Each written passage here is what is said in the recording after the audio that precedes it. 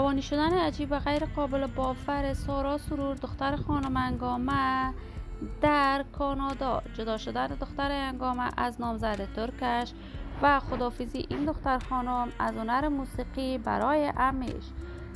سارا سرور چرا از نامزدش جدا شد و گفتنی‌های تازه مادرش در این باره.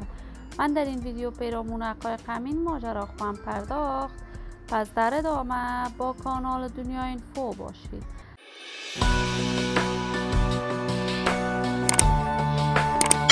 سلام و سلامتی، نثار تک تک از شما دوزاران نهایت ارجمند کانال دنیا اینفو.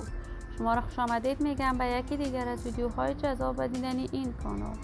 اگر دوزای کانال دنیا اینفو باشید، پس برای حمایت هرچی بیشتر از این کانال علامت سابسکرایب را فشار دهید تا بیننده ویدیوهای جذاب و دیدنی کانال دنیا اینفو باشید.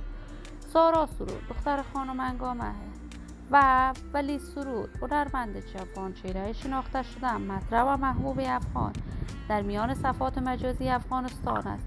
علاقمندان و دوستداران خاص خودش را این دختر خانم دارد. سارا سرور دختر خانم انگامه و احمد ولی در کشور کانادا بزرگ شده است و هنر موسیقی را از مادر بزرگوارش آموخت.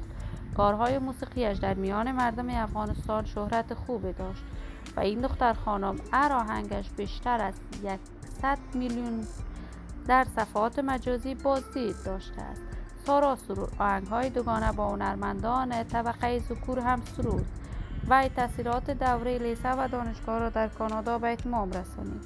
این همه در حال است که تصاویر دختر انگامه در صفحات مجازی نشر می شود که وی هنر موسیقی را ترک کرده است و در کشور کانادا در حالت بدی در شفاخانه بستری است. دلیل بستری شدن سارا سرور جدا شدن از نامزد ترکش بوده است، ولی ما آرزوی شفایاب شدن هرچی عاجل برای این دختر خانم جوان از بارگاه عزت الله ازال تمنا دارد. عزیزان و همراهان ارجمند کانال دنیا اینفو، شما هم نظریاتتان را در بخش کامنت با من شریک بسازید. این ویدیو را با علاقه‌مندان و دوستان دختر انگامه به اشتراک بگذارید. اگر عضو کانال دنیا اینفو باشید، پس برای حمایت هرچی بیشتر از این کانال علامت سابسکرایب را فشار دهید تا ویدیوهای دیگر کانال دنیا اینفو را از دست ندهید. تا درود دیگر، شما خوبان را بالای منان امانت گذاشته، موفق و کامیاب باشید.